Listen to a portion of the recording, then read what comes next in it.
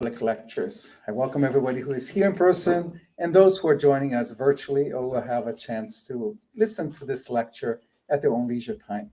Today is August 28th, 2022. Can't believe we're already at the last weekend of August. And I'll be your presenter today. We had scheduled another presenter that was going to be giving this lecture, but there was a last minute urgency, a personal urgency. So I'll be filling in. I hope everyone enjoys the lecture today. We'll start with welcoming back someone who's been away for a long time, but Raquel is back here for today. So I've invited her to do the initial message and initial prayer as well. And then we'll start with the lecture. Raquel? Thank you. Good morning, everyone. So the reading of today is from the book Happy Life from Divaldo Franco and Joanna Jones.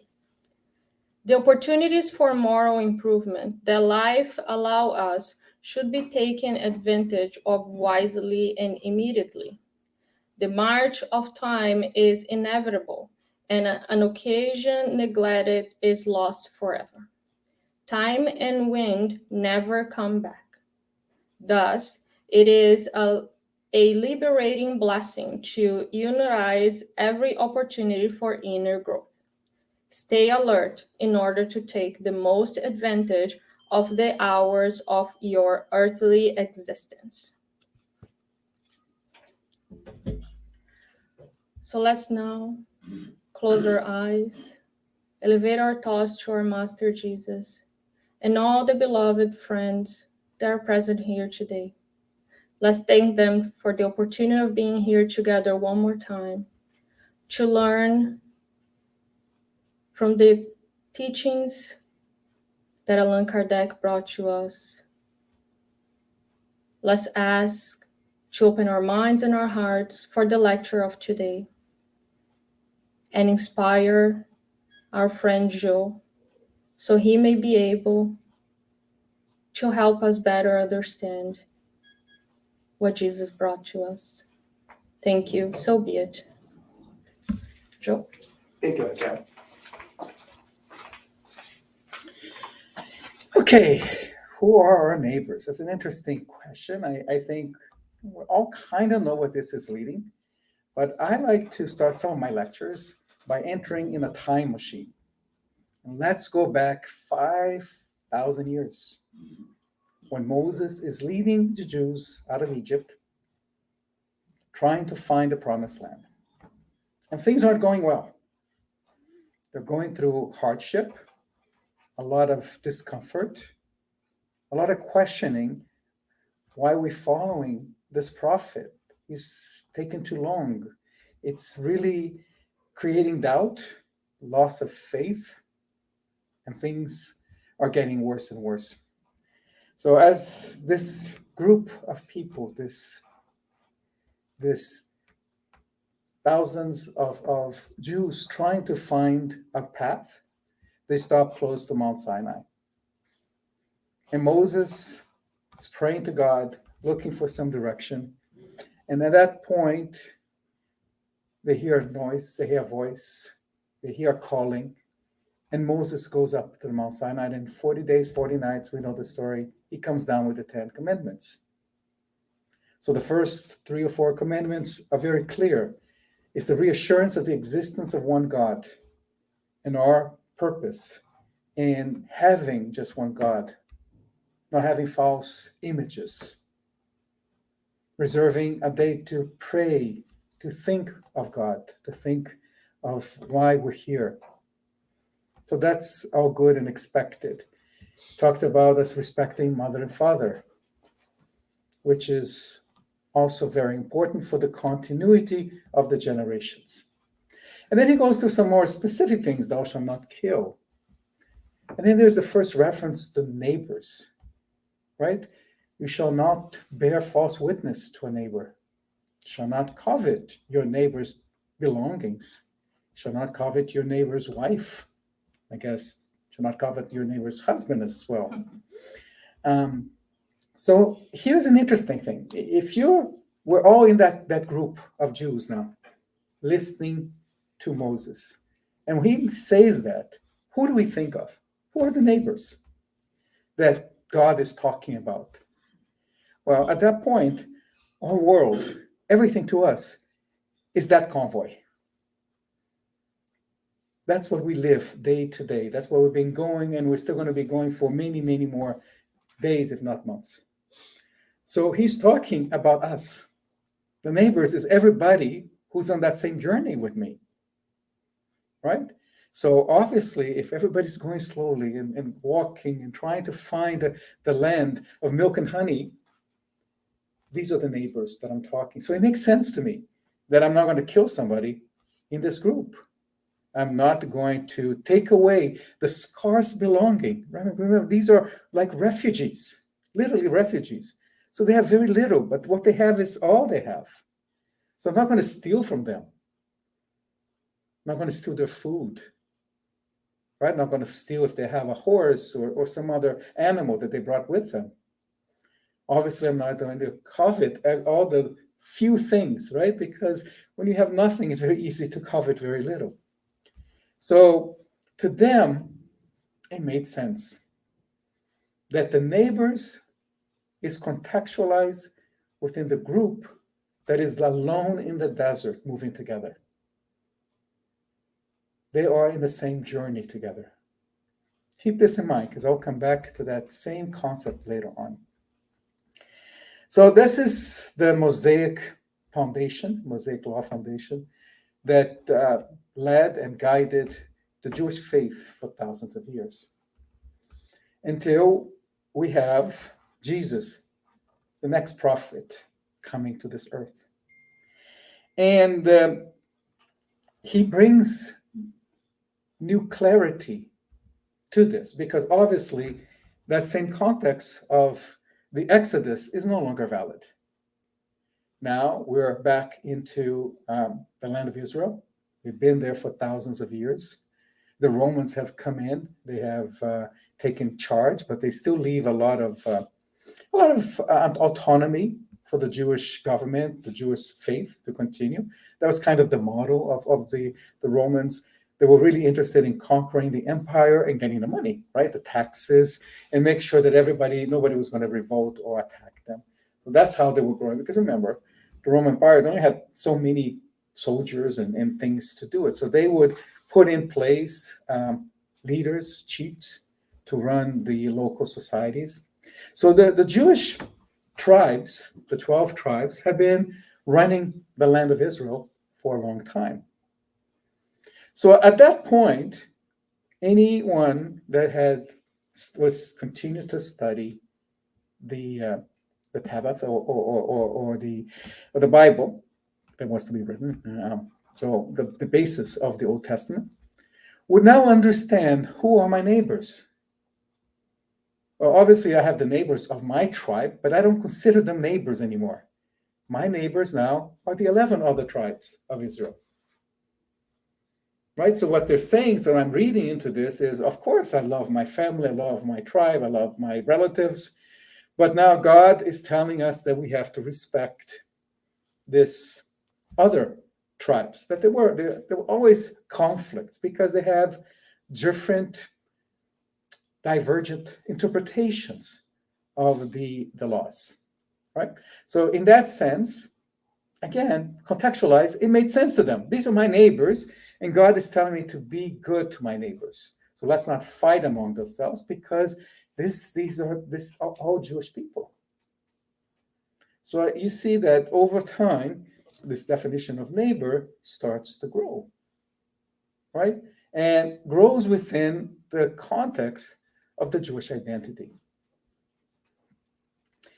And then comes Jesus. Jesus is a Jew. He understands that, but he is also the highest spirit that has come to earth. So he understands much better what is the true meaning of these laws. It's not going to change a word. It's just going to change the explanation, right? So much of what I'm going to be saying today can be found in the Gospel according to Spiritism, which is one of the, out of the 5, is probably one of the books that we reference most often along with the Spirit's book. So these are the two, not to minimize the other three, but typically when we come to these lectures, you're going to find references to the Spirit's book, which was the first, and the Gospel according to Spiritism was the second. So today we're going to be talking a lot about chapter 11 and chapter 15. Chapter 11 is loving one's neighbor as oneself. Now, if you look at the original wording on the Old Testament in the Hebrew language, there is no golden rule in there explicitly, right? Jesus comes in and creates this summary. He talks about, what's most important about the Ten Commandments, but he also makes it clear that it all comes down, besides loving God as our only creator, as the master of everything, he talks about us.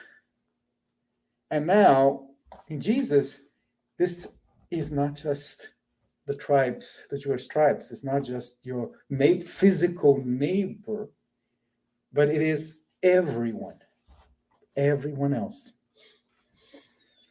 So, in Matthew 22, and this is in chapter 11, it opens with this. It tells about the Pharisees that the Pharisees, having learned that Jesus had silenced the Sadducees, gathered together, and one of them, a doctor, a Jewish doctor of law, came to him asking the question, Master, which is the greatest commandment of law?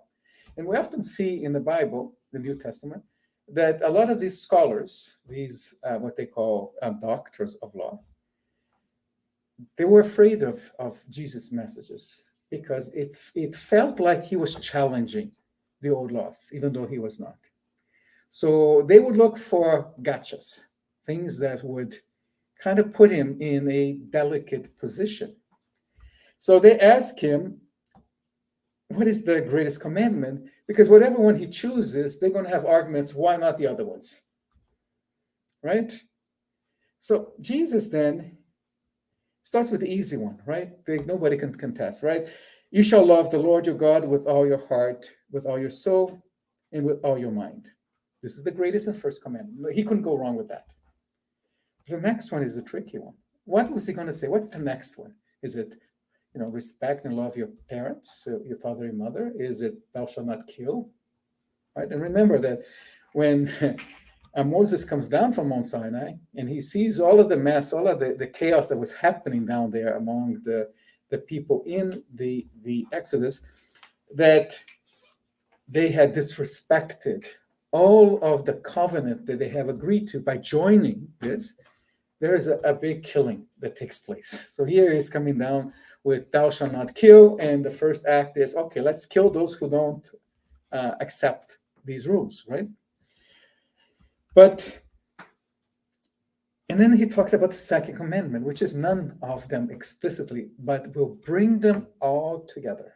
And he says, and this is the second, which is similar to it. You shall love your neighbor as yourself. All the law and the prophets are contained in these two commandments. He didn't say they replaced them. He didn't say that the other ones weren't valid. What he was explaining is that these two things, these two statements, basically is the big summary, right? Love God above everything, one God, one creator, and love one another as you love thyself.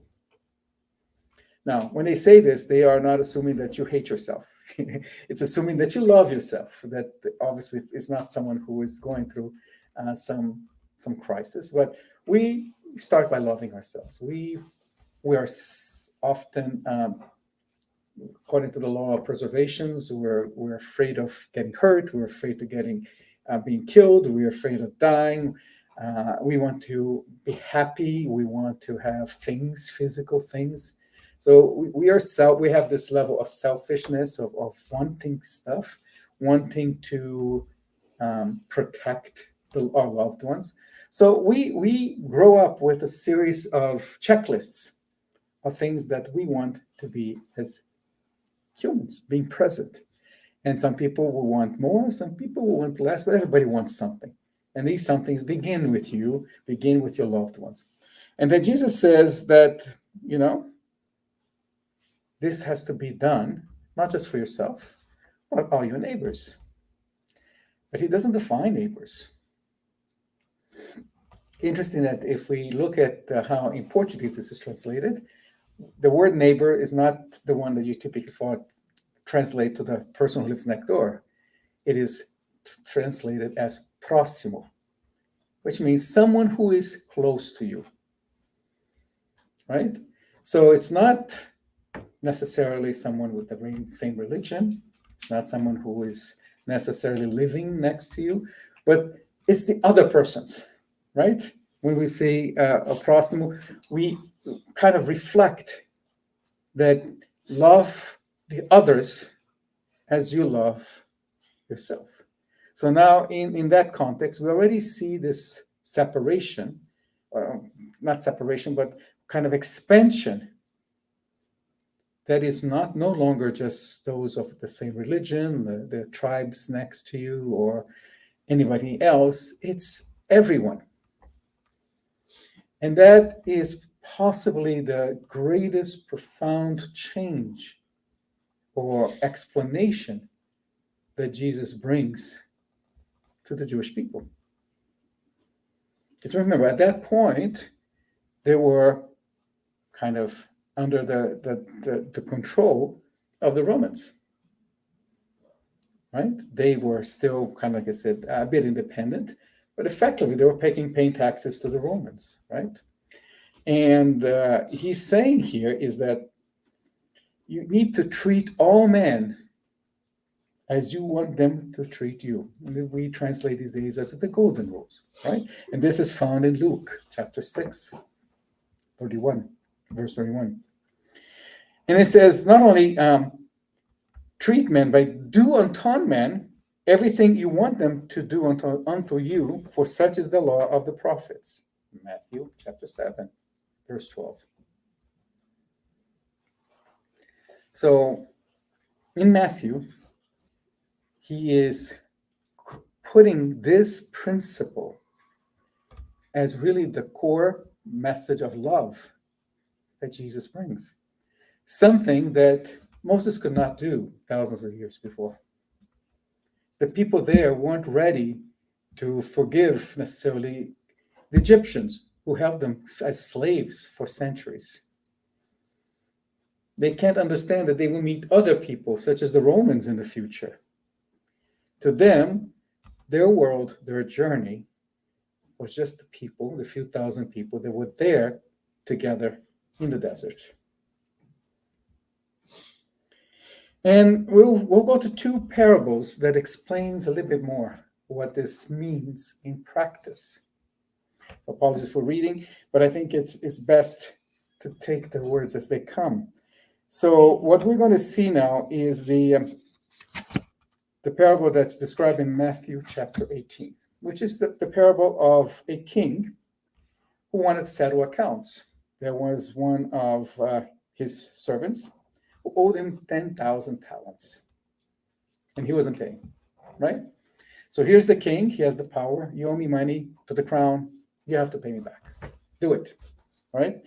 And the poor guy says, I don't have the money. What can you do? And he said, well, you have a wife, you have children, sell them. They had slaves. People would sell their family for money, right? And then everything that you own, if you have a farm, if you have animals, anything, sell them and pay me what you own, because I'm the king and you promised to pay me back. The man was devastated. He begs him, cries. He says, Lord, I have little patience and I will repay you. Have a little patience and I will repay you the full sum. And the master, the king, was touched with the pain, by the suffering of this man that had no ways to pay him back, right? And then in an act of mercy, he forgave that loan, 10,000 talents, right? No, man, please go. I forgive you. I have a lot of money, and I see you're a good man. You're forgiven. It's good. That's a good story right there. Could have stopped at this point in terms of a parable of forgiveness, of charity, of compassion, right? But the story goes on. Now, this guy's happy, right? He just cleaned his debt, doesn't own anything to the king. He's not afraid of losing his property or his family. But then he goes and he finds one of his fellow servants. And this guy was owned 100 denarii, much more than the 10,000 that he owned the king that was just forgiven. But then what does he do? Right? What he does is that he grabs this guy by the throat and says, pay me what you owe or I'm going to kill you. The guy didn't have money to pay, so he put that fellow servant in prison. So he did not show the same mercy to those who owed him something than God has, than king has. And obviously the king represents God. And here is God always merciful to us, but we don't follow. There was no love between this man and the servant who owed him just a little bit of money, even though he gets so much more from the king or from the Lord. This is exactly the story that should not happen. That's exactly what this law of a neighbor, that servant was a neighbor to that man. And we look in the bigger context, as God our Father, that servant was his brother. And no mercy was available to him. So the master then was told about this story. So he brought the first guy in and said, come back, hold on, come back now.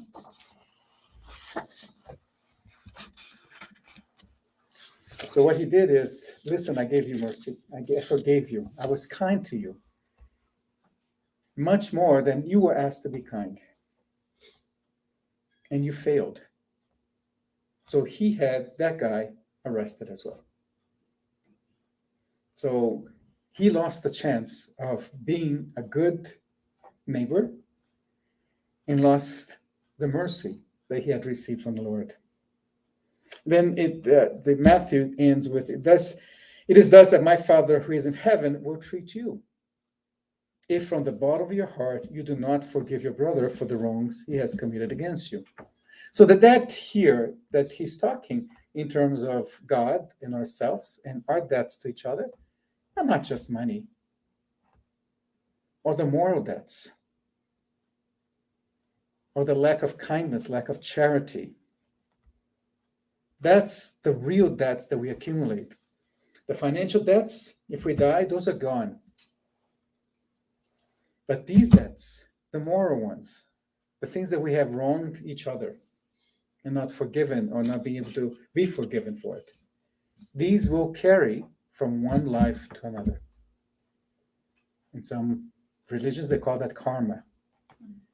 In Spiritism, we just call it the law of action and reaction, right? Because we don't have the need that the net sum should be offset in any specific time. So sometimes the action and reaction is immediate, right? Very short time. Sometimes it could take a lifetime. And often it takes many lifetimes. The other parable, so that I like to speak about, which is very part of this, is the parable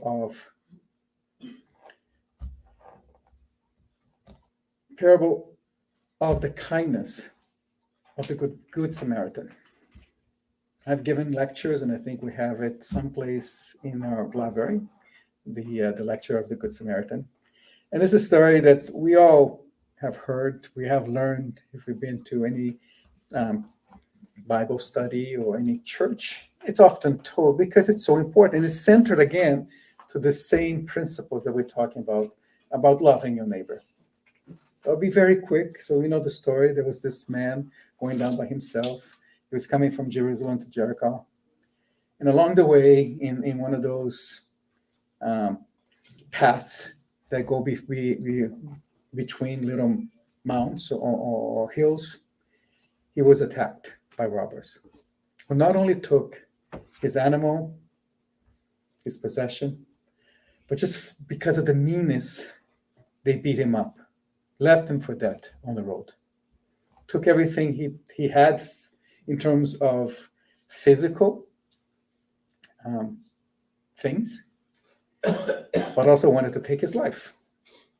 And he was there alone, dying.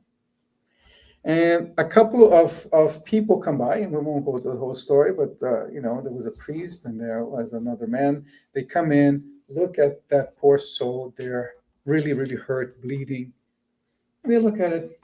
I'll just turn away and move on, because I can't help him. He's going to die anyway. I don't even know this guy.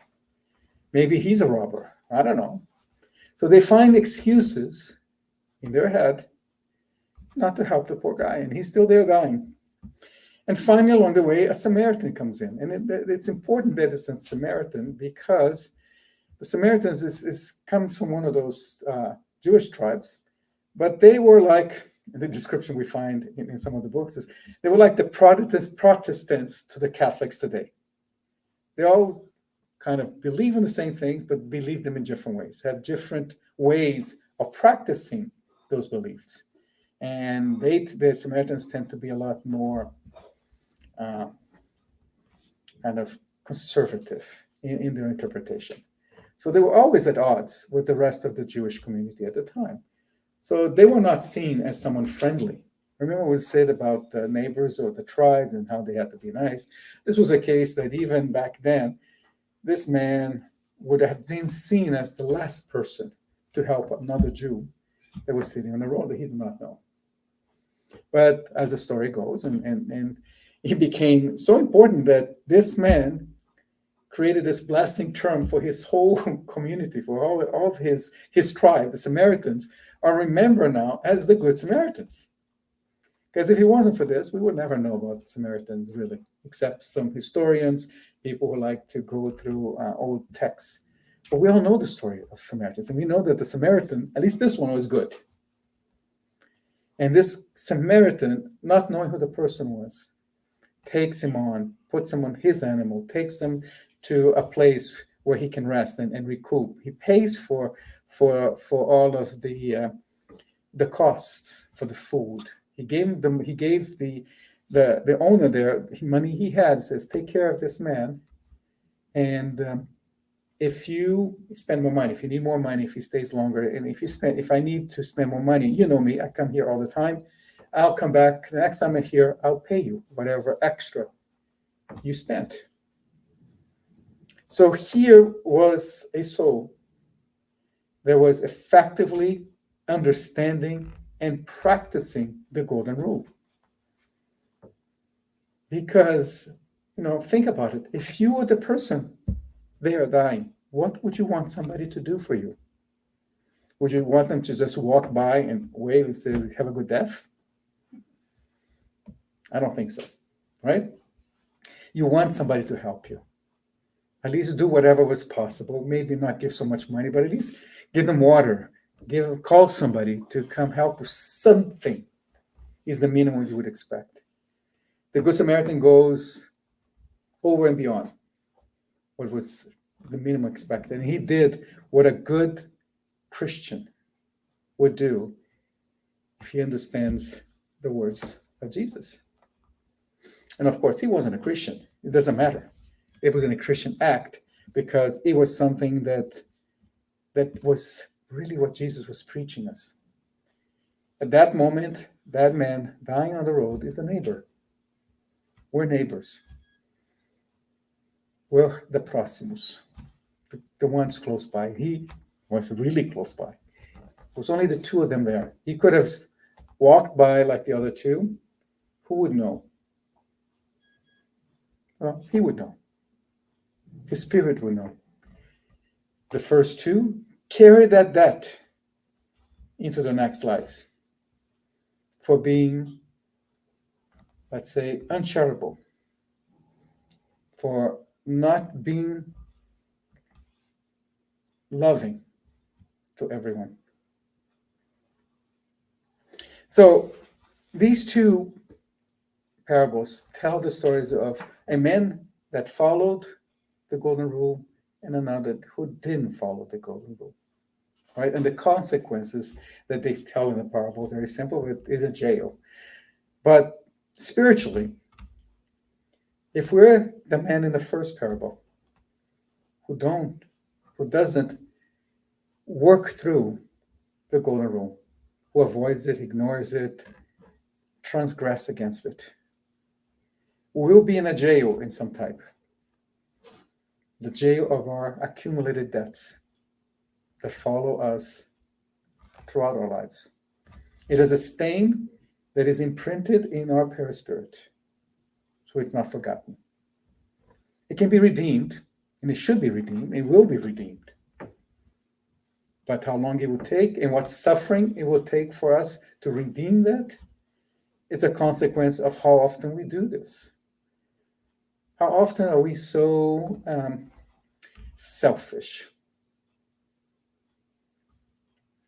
So with this in mind, there's the second section on chapter 11 talks about render unto Caesar's what is Caesar's, right? So this parable, I think we know that, one of the Pharisees, again, trying to catch Jesus in a kind of a soundbite, as we use these days, a bad soundbite so they can put on TV. We're asking, it's talking about, is it right for us to pay taxes to Caesar? So now here's a Jewish person, as I said, under a controlled territory, controlled by the Romans, who are asking Caesar, is the head of the government, asking them to pay taxes. And he says, is it right that we pay taxes? And of course, if Jesus says it's right, that Caesar has more power than God, then that would have been a problem. If he says don't pay taxes, they would turn him into the Romans as someone who is inciting people to break the law. So Jesus is very keen of these games. And his answer is, you hypocrites, why are you testing me?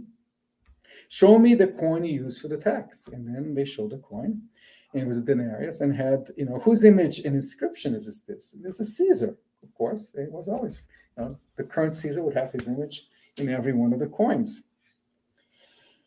And then, as Jesus said, then render unto Caesar what is Caesar's, and to God what is God's. So he clearly answered this in the two different layers. The material layer says, listen, in the material world, Caesar is your leader now. He's conquered you. So follow him, do what you need to do, what is owed to him. But in the spiritual level, that is God. And you owe different things to God. Different taxes? No, it's not taxes. It's what you owe to God is your commitment to follow the divine laws. And every time you break the divine laws, you don't go to jail. You go to a place of debt that you carry, and you will continue to try to pay it as the years go by or as the lives go by. And in fact, all of this comes down to this notion of the law of love. I mentioned early on that when Moses comes down and he gives the Ten Commandments, people are reading this among the context of all of the spirits, all of the people with them, together in a journey. What Spiritism teaches us that we're all, every human being, every living spirit, and every discarnated spirit, we're all together in a journey as well. What journey is that? our journey of progress, of evolution, of learning and improvement. That's our journey. And we're all kind of at the same level, because remember that everyone who is kind of incarnating and living on Earth, we're all about the same level of evolution. If someone is lagging too far behind and is really not fitting in, they will move on to a different school, a different planet. And those who have reached a certain level might be promoted to another, or we can be promoted within Earth as our planet continues to evolve itself and more advanced. When I say advanced compared to where we are today. Well, we're in a journey. We're together on this, and we're moving forward. So everyone is our neighbors. That's who these messages are talking about. This is how we should not covet. We should not try to destroy, kill, take away what they have, just for the pleasure of having it, and more important, them not having it. Because we can obtain similar things in different ways, but often we have this mean desire, cruel desire, to bring down someone else in order to raise us up. And that's not loving. That's not how you like to be treated. Simply say, but that's how I'm treated. Why shouldn't I treat them back this way? Because an eye for an eye makes everybody blind. Right? Will always bring everybody down. And that's the opposite of what we're trying to achieve. We're trying to continue to move better. We have this inherent understanding that to be good is something that brings us some kind of a feeling that just says it's right. And it's not kind of the guilt of religion or education that brought us those feelings. Of course, obviously, a lot of it is taught to us, but we have something that's deep inside us that really understand what is right and what is wrong. And every time we keep doing things right, we get more excited, we get more energy to continue to do more. Every time we do something that we know it's wrong, even though there's rewards, physical rewards sometimes for what we're doing, when we have revenge, when we bring people down, and we take away and destroy somebody's family, right? We have that immediate kind of cruel satisfaction, but that doesn't last. That comes with remorse, guilt, a number of other feelings. It may not come right away. Some people really try to hide that, but ultimately it will catch up with us. And in our deathbed, we will remember these things. Why do we remember these things on our deathbed? If we're just going to disappear forever, why does our spirit kind of recaps this? Why do we have that need to look back in our life and do a kind of a quick assessment of the good and the bad that we've done, the things that we did and the things that we did not do for whatever reason? Because our spirit knows that there's an accounting that's coming, right?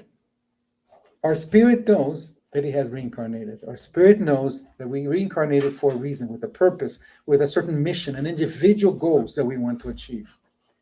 It's like you're a soldier, and your colonel says, go ahead and do your mission. And you're there undercover with the enemy for, 6 months. And then you have to come back.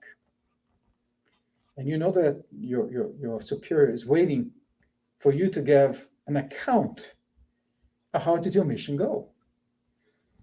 Now imagine you're that soldier, and rather than doing this, you spent your time with women, with drinks, and all of the stuff in the enemy's side, and didn't get any information, didn't do your mission, and now you have come back and explain this, put this in a report of how much you have failed.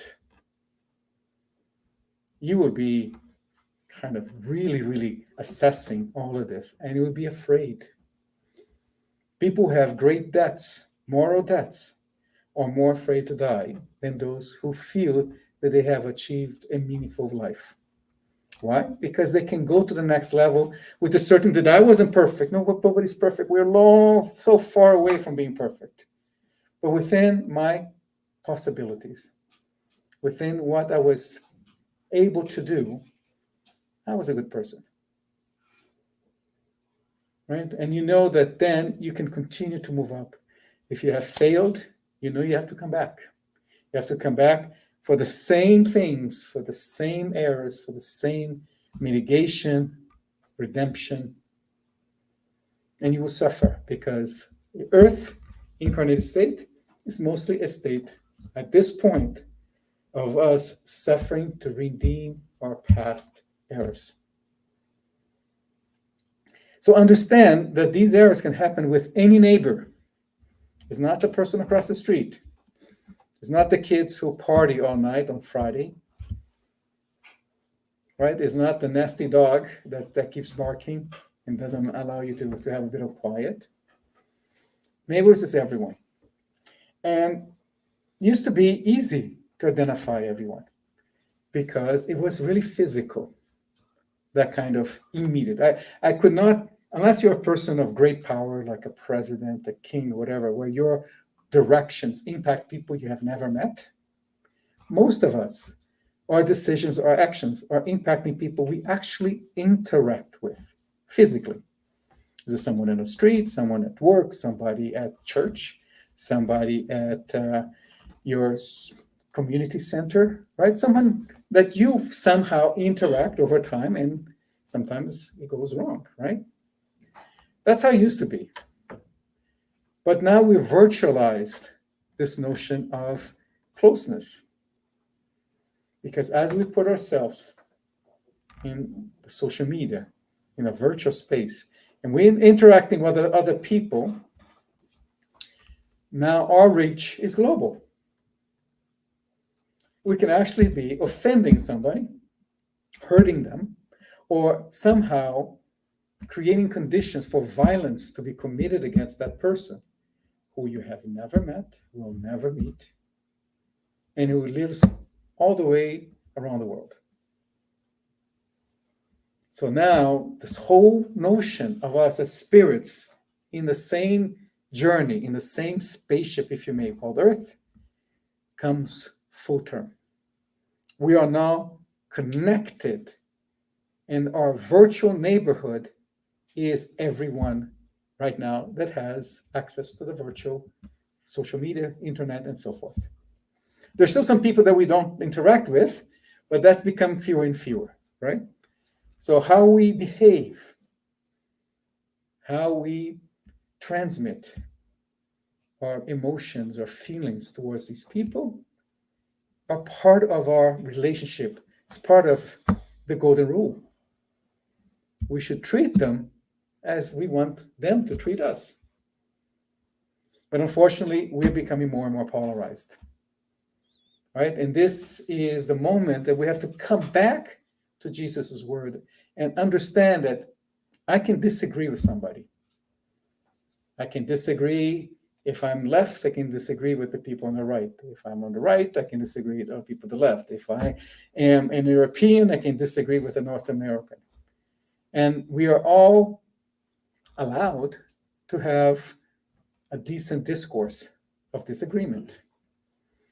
But when you start feeling that you really hate the other person, when you're starting to feel that you I wish that person would be killed, would be dead, would disappear. I want them to go to jail, right? I want them to hurt. I want to be punished. Then that now is up to us. That brings back to us. That is us creating our debt. Every time you do this, you're creating a little bit of a debt.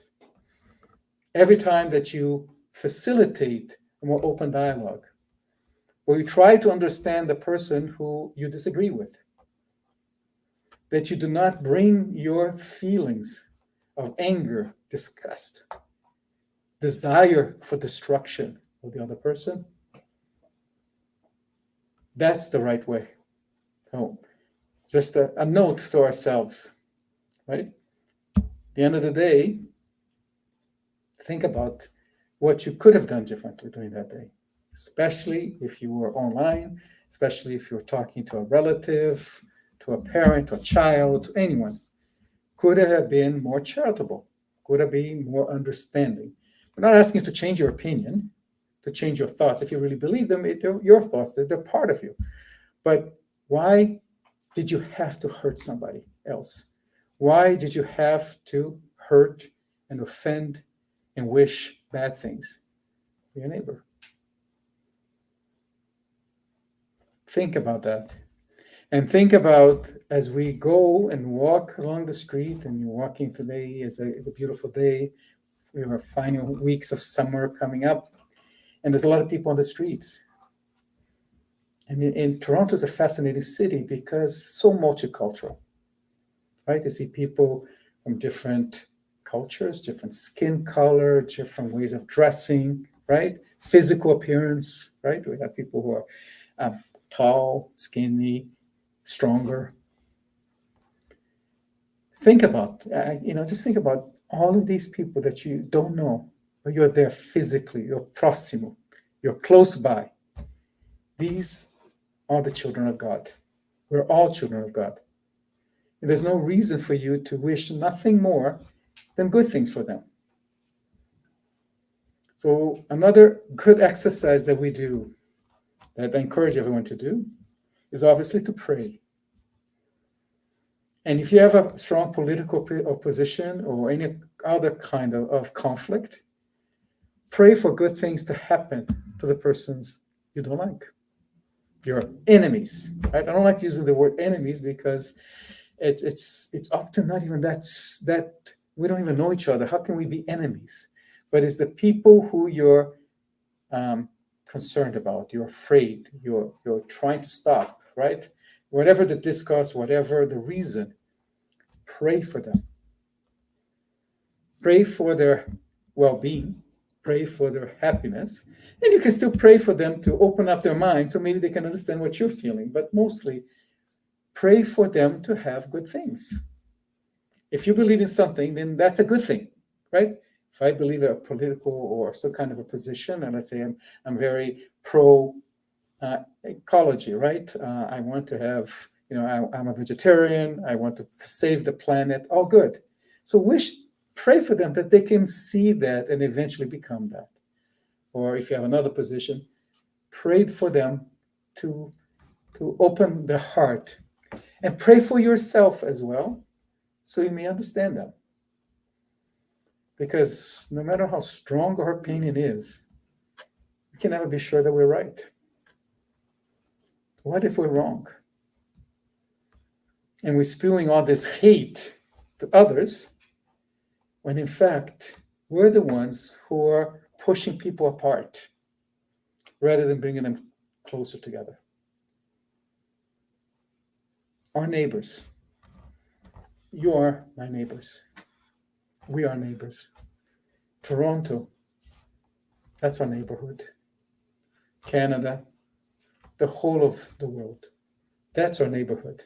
And everyone in it is our neighbors. And Jesus has told them, love each one of them as you love yourself. Thank you very much. We'll open up if there's any questions. Have a bit of a Q&A if you like. I don't know if there's any questions from the internet, but if anybody has a comment or a question, we're open to this now. No? Everybody knows their neighbors? You know every one of them? Well, thank you again for being here present. We say farewell to the folks on the internet. And thank you. See you next week. And hope all is well. And then we will continue to pray for everyone.